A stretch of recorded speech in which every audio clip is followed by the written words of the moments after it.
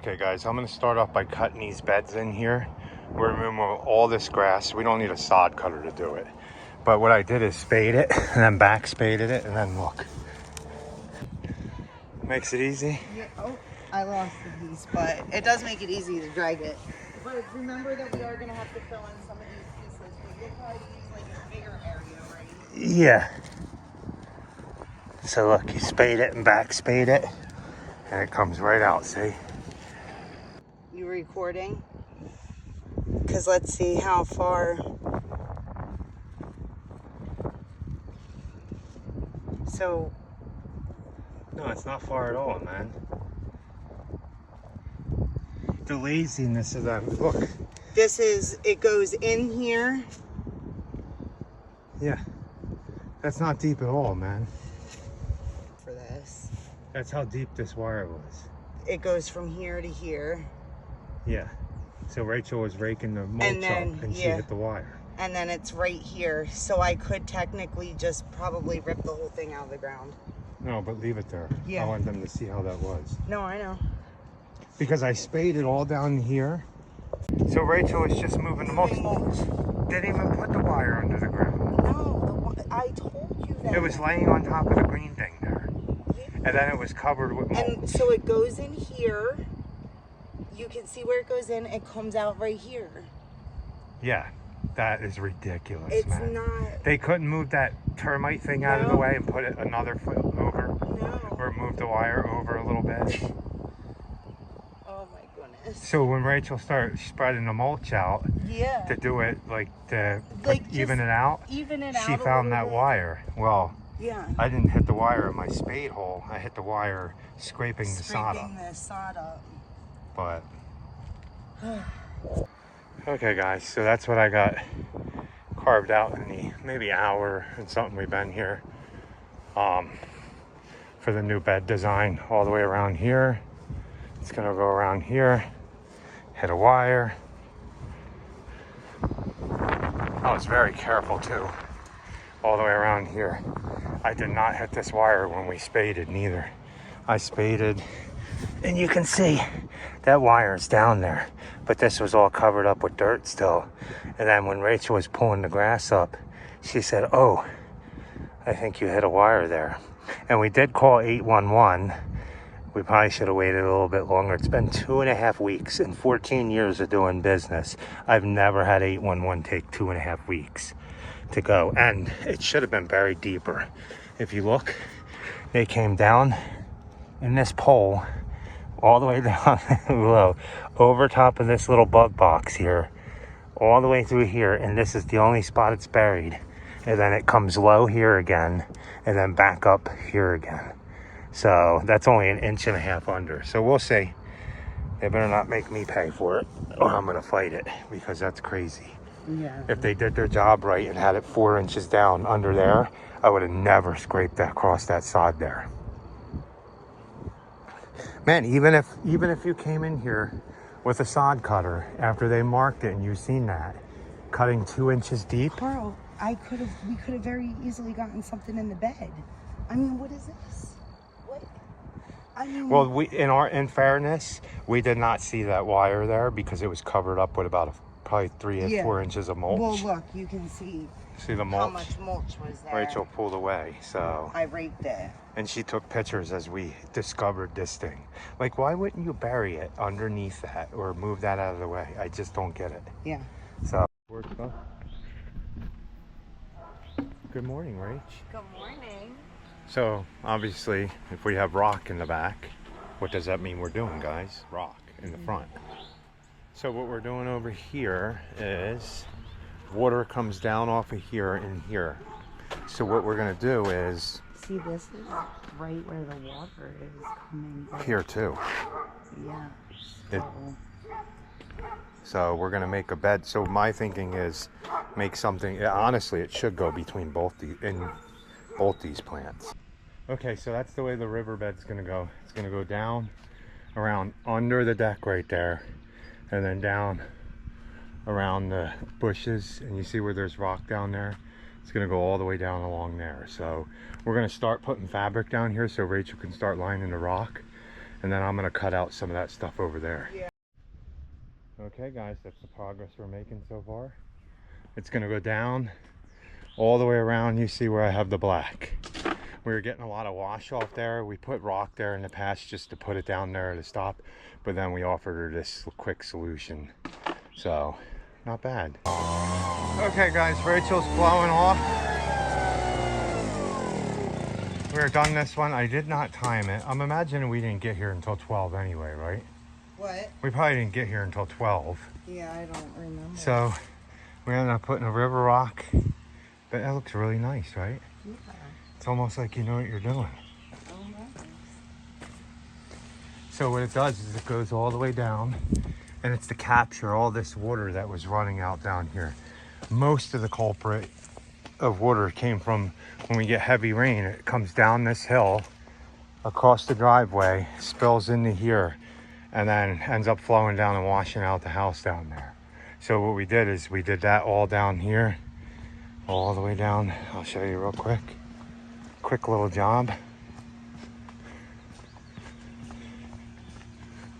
See, all this was washing out and filling this area with dirt and mud. So we ended up putting this here to stop a lot of that from happening. And there's a filter fabric under it too. You should always put a filter fabric under rock. But, oh no, it's raining now. We might get back out and do something else in a little bit, but we'll see. Look at that, man. We made it just in time, guys. Yeah, we did finish just in time. We felt drizzles and we're a little wet, but this is like pouring now. Yeah, crazy. Yeah. So it's supposed to clear out pretty fast in 3 hours, so we'll see. Yeah, we'll see. In good old happy fashion, our luck is that it's raining just as we pull up to do a landscaping job. Yeah, it's like pouring, man, but we're still gonna do it or mess around with it. Yeah. This is where they were supposed to fix the FiOS wire. I don't see any evidence of Yeah, we hit a wire, guys. Okay. So with that, we called 811. Mm-hmm. One person came out here and marked, and I was looking and doing research. It's been 2 weeks since we put a ticket in for this 811. Mm-hmm. And then Rachel even called a couple days before, emailed, said it hadn't been marked because they told us that there was maybe a high wire. I think they're talking about the one going right in the road. So they didn't mark it.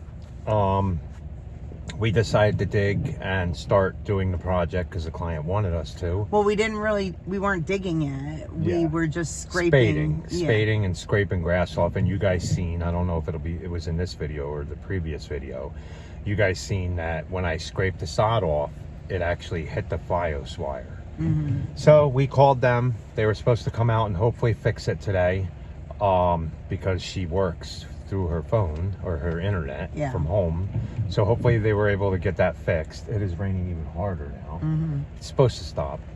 But I did research on there, and technically by law, they were supposed to be out there within 3 business days after I put a ticket in to mark this line.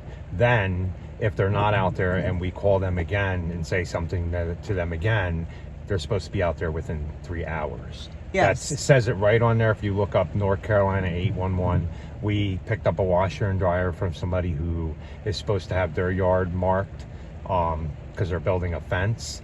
And he said it's been, 2 weeks, and the contractors are coming this week, and he's telling them to just go ahead and put the fence in because they haven't been out there to mark it. Yeah. So I did get an email 3 days in that they were running behind and that they requested 2 more days. But that still would have put us last week. So then when I, texted and emailed everybody today, on this week on Monday, we were here by Wednesday and still hadn't heard anything. So.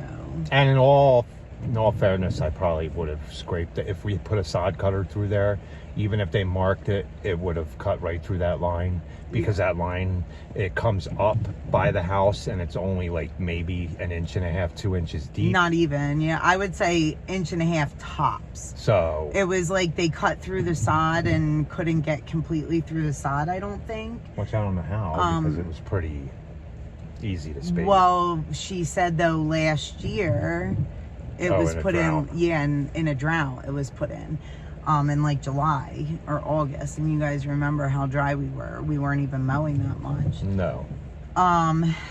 So yeah, and they really did it like very lazily, because they even went over termite thing that you put like around the foundation. The termite thing must have been buried deeper because there was mulch over it.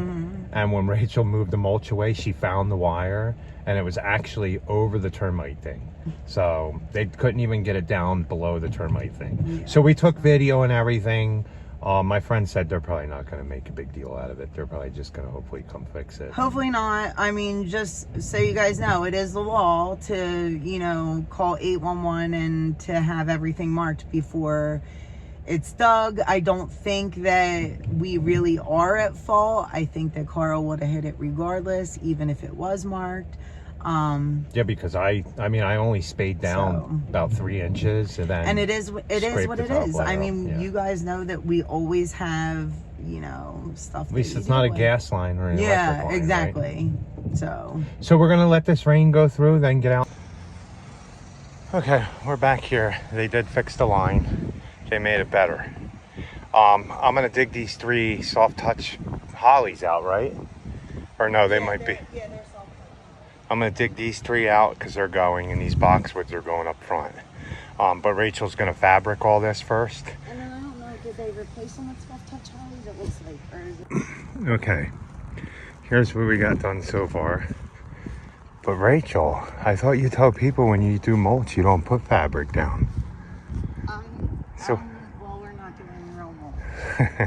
So, the client has rubber mulch for us to put. Yeah, so you'd never want to put fabric down if you're putting real mulch down. Rubber mulch doesn't break down, and you don't want it mixing into the soil underneath, so that's why we're putting fabric. Okay, here's what we got so far, guys. I gotta bring a sledgehammer to break that piece of rock out of it. But we got all the way down around here so far. Nice. So I think we're about 5 hours into this, taking all the plants out. I mean, moving all the sod out.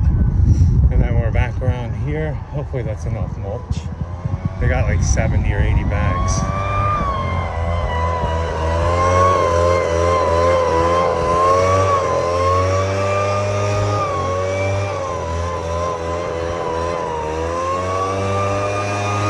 Originally I had it coming around and humping right here and coming back to the air conditioner, and then humping 2 little humps here because we don't want to bring a bed all the way out there.